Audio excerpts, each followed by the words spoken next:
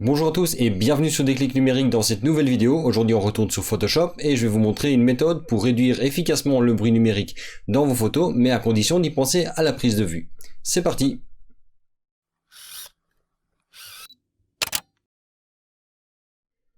Alors il y a des circonstances dans lesquelles il n'y a pas d'autre choix que de monter en ISO pour prendre une photo correcte. Par exemple, si vous prenez le cas où vous prenez l'intérieur d'une église ou quelque chose comme ça, si vous voulez prendre une photo correcte, vous allez devoir monter en ISO tellement la quantité de lumière est faible.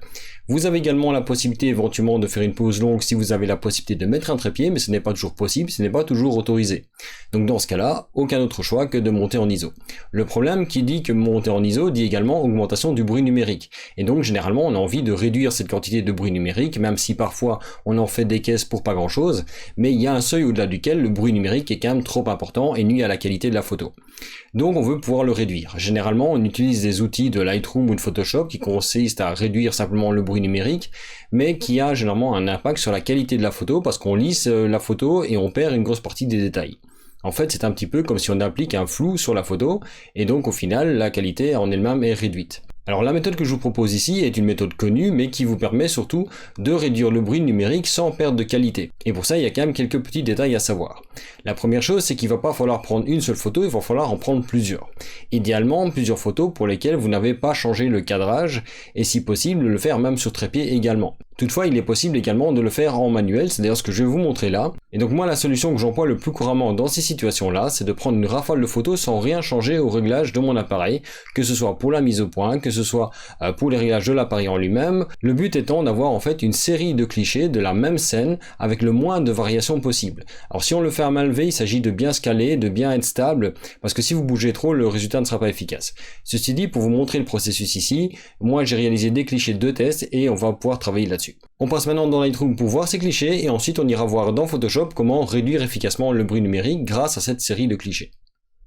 Nous voici donc dans Lightroom avec une série ici de 6 fichiers. Alors pourquoi 6 fichiers? Simplement parce que je l'ai pris ces clichés avec mon Canon EOS 600D qui ne sait pas faire d'autre qu'une rafale de 6 photos d'affilée sans arrêter l'enregistrement. Et donc pour être le plus stable possible, j'ai fait la rafale la plus longue possible sans qu'il y ait vraiment de latence entre les prises de vue. Pour vous montrer les photos les unes après les autres, déjà ici, vous voyez que j'ai pris ces photos à ISO 6400, à 55 mm, f11 et 1/15 de seconde à main levée. Quand on regarde de près, on va clairement voir du bruit numérique, c'est évident. Le but étant de réduire ça.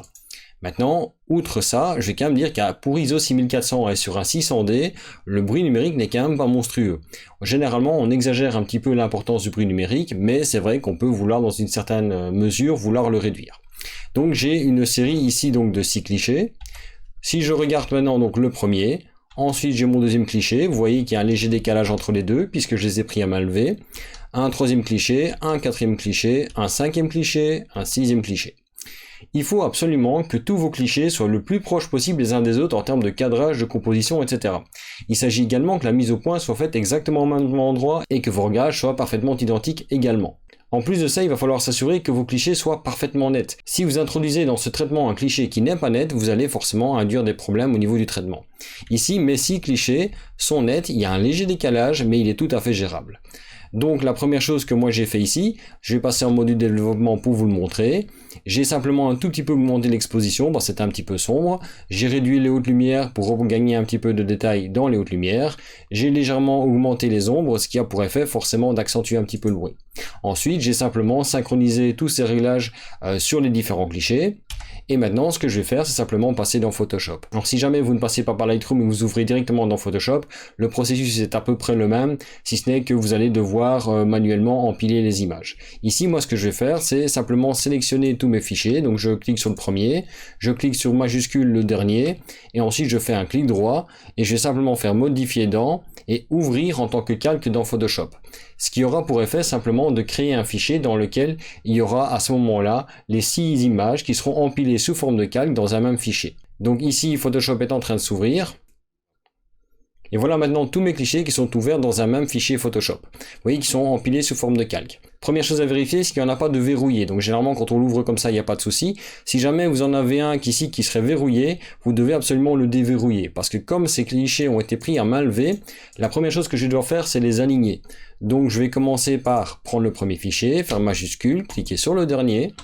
Je vais aller dans édition, aller sur alignement automatique des calques, et à ce moment-là, je vais laisser en automatique ici, je ne coche pas les cases, et simplement je fais OK. Là, je vais laisser bosser Photoshop. Il va aligner les calques le mieux possible, c'est-à-dire qu'il va corriger un petit peu les différences d'alignement qui étaient dus à la prise de vue. Je peux maintenant le voir déjà qu'il a travaillé parce qu'il y a des légères franges autour. Je vais contrôler mes fichiers. Je vais également à chaque fois désactiver. Je vois qu'ici, apparemment, le cadrage fonctionne. Il a bien superposé. Et d'ailleurs, on peut même déjà remarquer la manière dont on va travailler. Je vais vous montrer ça de près. Ici, je suis carrément sur le capuchon de l'objectif. Quand je désactive un calque, vous voyez que le bruit numérique change. Et en fait, toute la technique est basée là-dessus, c'est que chaque fois que vous prenez un cliché, il y aura une légère différence au niveau du bruit en lui-même, de la luminosité de la scène, qui fera qu'en fait, en allant combiner tous ces éléments-là ensemble, on pourra obtenir un cliché plus propre à la fin.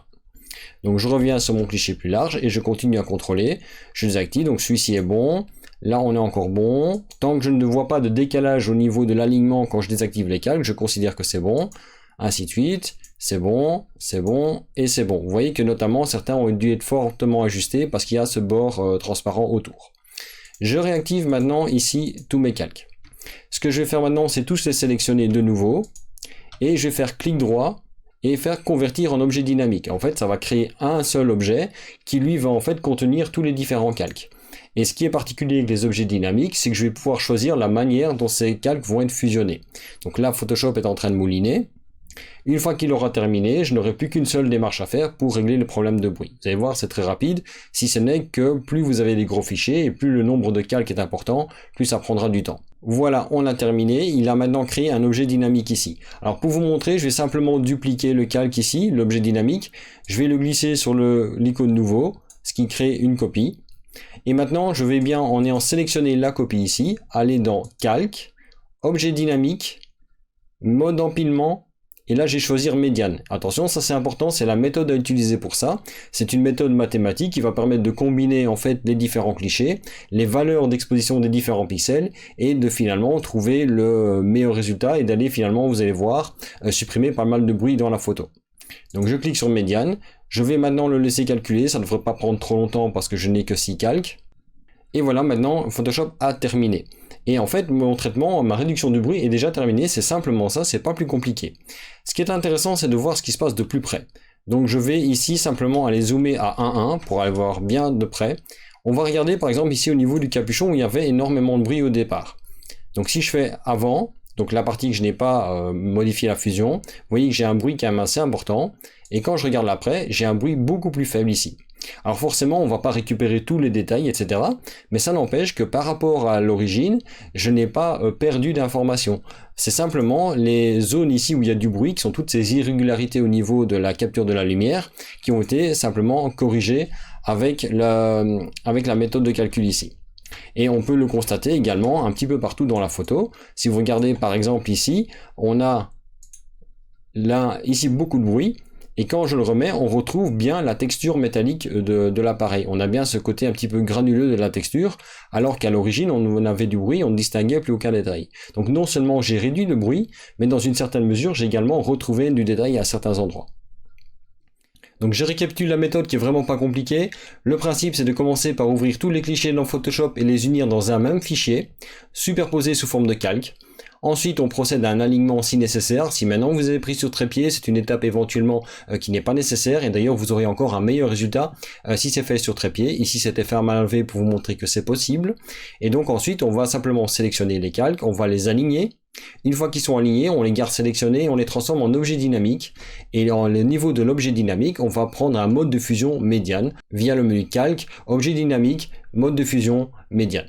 Et une fois que vous avez fait ça, à ce moment-là, votre cliché est propre et vous pouvez commencer à travailler avec. Ce qui est important de savoir, c'est que le nombre de clichés que vous allez utiliser pour le faire va sensiblement changer la manière dont le bruit est atténué. Plus vous avez de fichiers à fusionner, meilleur sera le résultat. Globalement, vous pouvez dire que chaque fois que vous doublez le nombre de clichés fusionnés, vous divisez la quantité de bruit par 2. Donc c'est un petit peu ici à ISO 6400, comme si j'avais le bruit équivalent à ISO 800 en peu de choses près. Donc forcément, c'est beaucoup plus propre. Si maintenant vous voulez un résultat encore plus propre, vous pouvez comme ça pousser à 10, 15, 20, 30, 40 clichés. Et d'ailleurs, c'est exactement ce qui se fait en astrophotographie pour obtenir plein d'informations.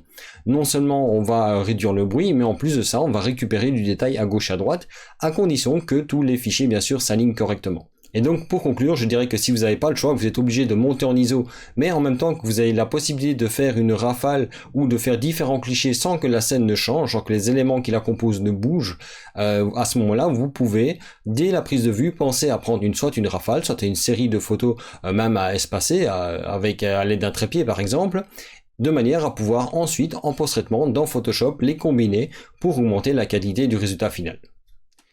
Voilà donc pour cette vidéo, j'espère qu'elle vous aura plu, j'espère que cette méthode vous aidera dans le traitement de vos photos. Si vous avez des questions sur la méthode, sur la manière de procéder, n'hésitez pas à me le faire savoir dans les commentaires, j'y réponds toujours avec le plus grand plaisir.